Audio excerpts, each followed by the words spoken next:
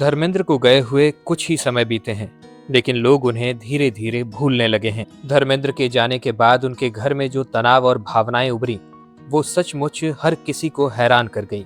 उनके निधन के बाद पूरी फिल्म इंडस्ट्री सदमे में डूब गई थी, लेकिन घर के भीतर जो खामोशी छाई हुई थी, वो किसी तूफान से कम नहीं थी। हर कोना, हर कमरा, हर दीवार मानो उनकी यादों से भरा हुआ था। परिवार के लोग एक दूसरे को देख तो रहे थे, पर किसी के पास शब्द नहीं थे। इसी बीच उनके कमरे की अलमारी से एक सील बंद लिफाफा निकला, जिस पर साफ साफ लिखा था, मेरी वसीयत मेरे जाने के बाद खोलना। ये लिफाफा देखते ही सबकी सांसें थम गई। हवा जैसे अचानक रुक गई। पूरे कमरे में एक गहरी बेचैनी दौड़ गई। ये सिर्फ एक कागज नहीं था, ये एक ऐसे इंसान की आखिरी विचार थे जिनके दो परिवार के बीच सालों तक संतुलन बनाए रखना बड़ा मुश्किल था।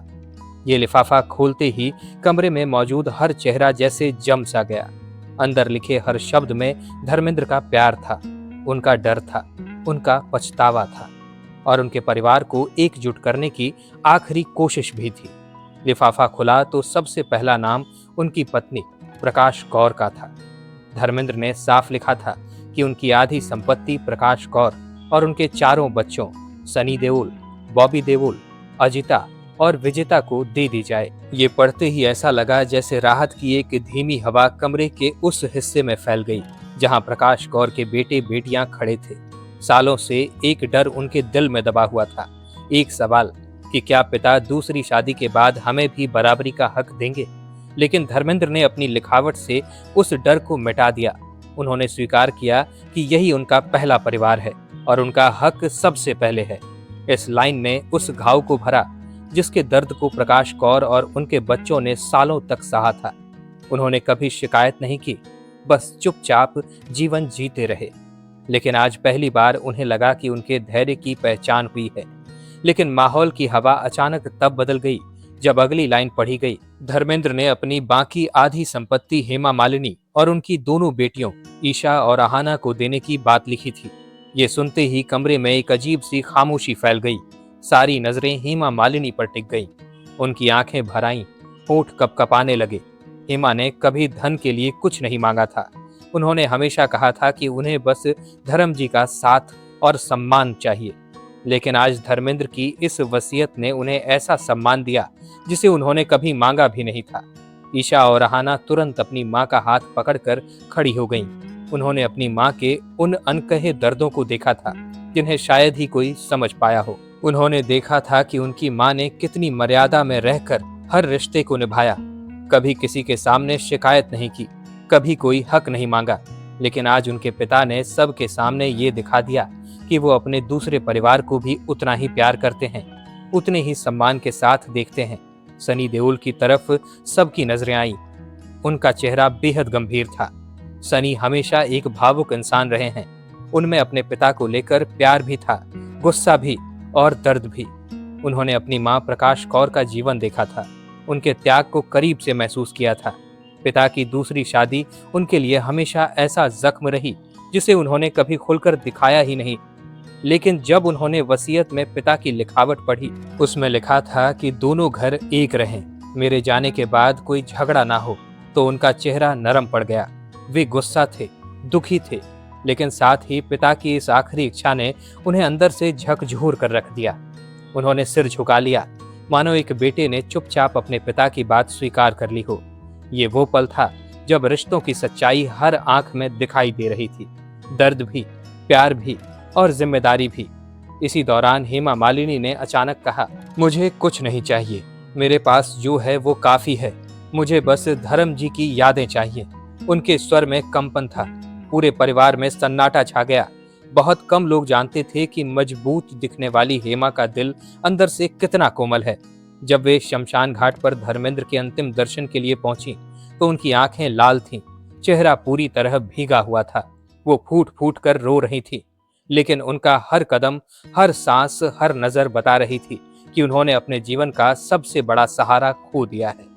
लोगों ने कहा, हेमा के लिए ये वसीयत किसी दौलत से बड़ा सम्मान है। ये एक पति का अपनी पत्नी के लिए आखिरी प्रेम है। इसके बाद परिवार ने धर्मेंद्र की संपत्ति का पूरा विवरण देखा। उनकी कुल संपत्ति करीब 335 से 450 करोड़ के बीच थी। लेकिन वास्तव में ये संपत्ति सिर्फ पैसे ही नहीं थी, ये उनकी मेहनत का इतिहास थी। उनका संघर्ष था, उनका स्टारडम था, उनकी यादें थीं। जुहू का उनका आलीशान बंगला करोड़ों का था, लेकिन उनकी हर ईंट उनके सफर को बयान कर रही थी। ये वही घर था जहां रात रात भर फिल्मों की स्क्रिप्ट पर चर्चाएं होती थीं, जहां मेहमानों की भीड़ रहती थी, जहां सनी और बॉबी ने अपनी पहली सफलता का जश्न मनाया था। घर की दीवारें आज भी उनकी हंसी से गूंजती हैं। इस घर का भावनात्मक महत्व किसी भी धन से अधिक था। उनके फार्म हाउस की अपनी एक अलग दुनिया थी। वहां उन्होंने आम के पेड़ लगाए थे, खेतों में घूमते थे, मिट्टी को हाथों से छूते थे। वे कहते थे, मैं दिल से किसान हूँ। खेती उनका असली प्यार था और फिल्मी दुनिया उनकी जिम्मेदारी। फार्म हाउस में उन्होंने कई यादें छोड़ी, दोस्तों के साथ शामें, परिवार के साथ पिकनिक और अकेले बिताए गए शांत पल। कुछ न कुछ तो उन्हें जरूर याद रहा होगा। वहां की सरसराती हवा आज भी मानो उनका नाम पुकारती है।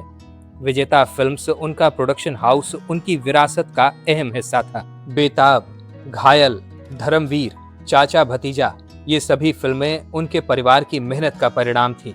ये प्रोडक्शन हाउस सिर्फ एक बिजनेस नहीं, बल्कि उनके सपनों का जहान था, जो वो अपने बच्चों के हाथों में देखकर सुखी महसूस करते थे। देश भर में फैली कई प्रॉपर्टीज, लग्जरी कार्स, निवेश, सब कुछ एकदम केयरफुली प्लान्ड था।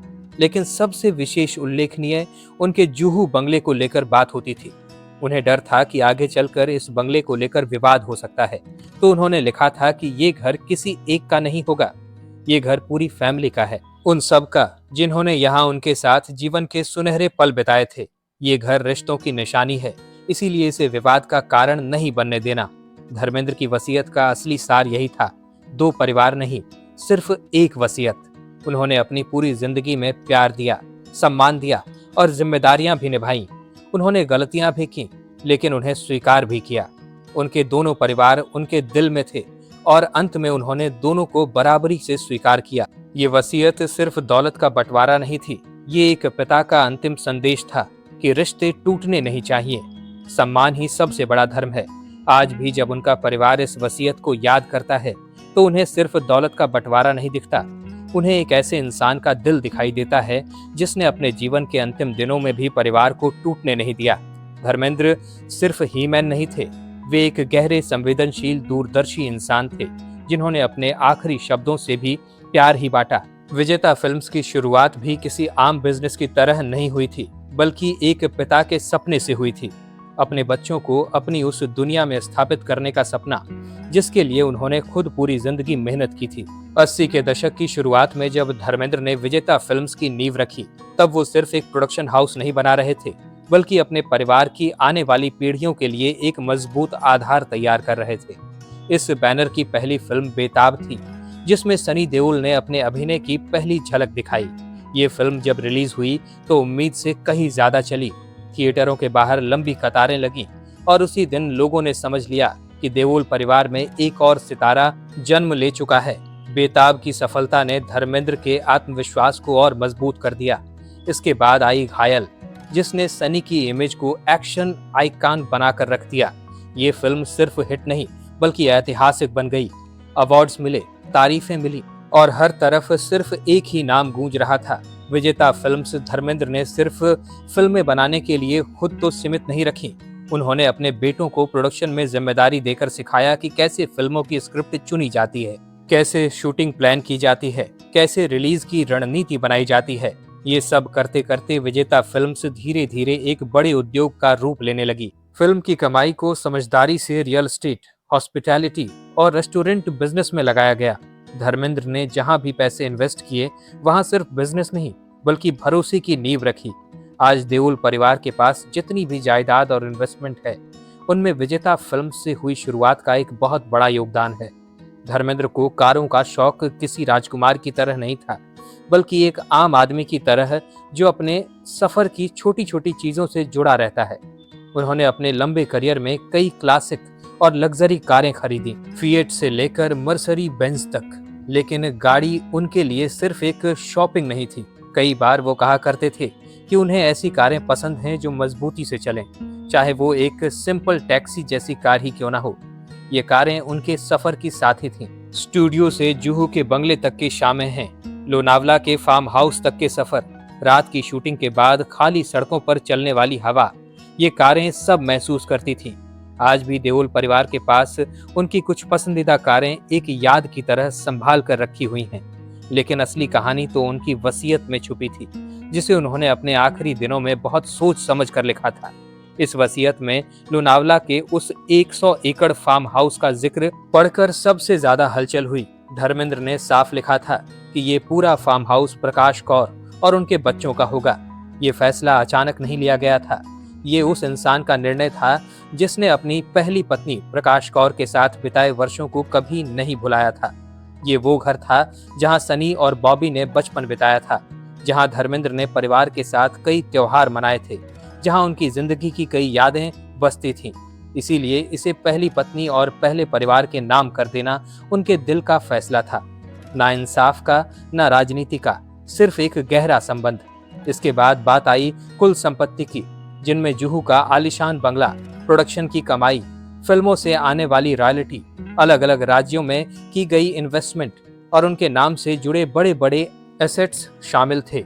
धर्मेंद्र ने लिखा कि उनकी कुल संपत्ति का आधा हिस्सा प्रकाश कौर और उनके चारों बच्चों के नाम रहेगा, सनी, बॉबी, अजिता और विजेता। बाकी आधा हिस्सा हेमा मालिनी और उनकी बेटियों ईशा और आहाना के नाम रहेगा। ये बात सुनते ही कमरे में सन्नाटा छा गया, क्योंकि ये सिर्फ जायदाद का बंटवारा नहीं था, बल्कि एक ऐसा फैसला था जो दोनों परिवारों की इज्जत को बराबरी से संभालता था। बाहर दुनिया चाहे कुछ भी कहे, लेकिन धर्मेंद्र के दिल में दोनों परिवारों के लिए बराबर प्यार था। सनी और बॉबी ने ये पढ़कर समझ लिया कि उनके पिता ने ये फैसला दो घर बनाने के लिए नहीं, बल्कि दोनों घरों को जोड़कर रखने के लिए लिया था। कई बार सनी के मन में पुरानी बातें ताजा हो जाती, माँ का दर्द, दूसरी शादी, समाज की बातें, लेकिन उस दिन उन्होंने सिर झुकाकर ये मान लिया कि पापा ने हमेशा जो भी किया वो परिवार को टूटने से बचाने के लिए किया था। उसी तरह हेमा मालिनी की आंखों में आंसू थे। उन्होंने कहा, मुझे सिर्फ धर्म जी की यादें चाहिए, मुझे दौलत से कोई लेना देना नहीं। ईशा और अहाना अपनी माँ के गले लगकर रो पड़ी, क्योंकि वो जानती थी कि उनकी माँ ने इस परिवार के लिए कितनी चुप्पी और धैर्य में जीवन बिताया है। आज जब लोग धर्मेंद्र की जिंदगी की बात करते हैं तो उनकी फिल्मों, उनके डायलॉग्स या उनकी हीरोइक इमेज की बात तो जरूर करते हैं, लेकिन इसके साथ साथ उनकी समझदारी और परिवार के लिए किए गए फैसलों की भी चर्चा करते हैं।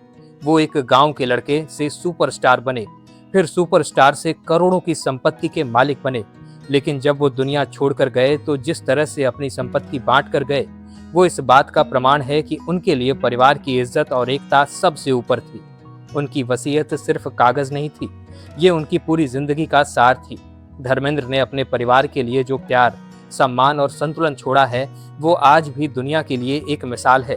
उन्होंने ये साबित कर दिया कि असली ताकत पैसों में नहीं, बल्कि रिश्तों को संजोने की कला में होती है। उनके चाहने वालों के लिए उनकी वसीयत भी एक सीख बन गई कि इंसान लाखों कमाए, लेकिन आखिर में वही याद रखा जाता है जो उनके दिल के करीब होता है।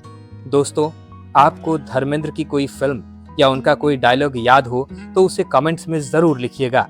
ये उनके लिए एक बेहतरीन श्रद्धांजलि होगी।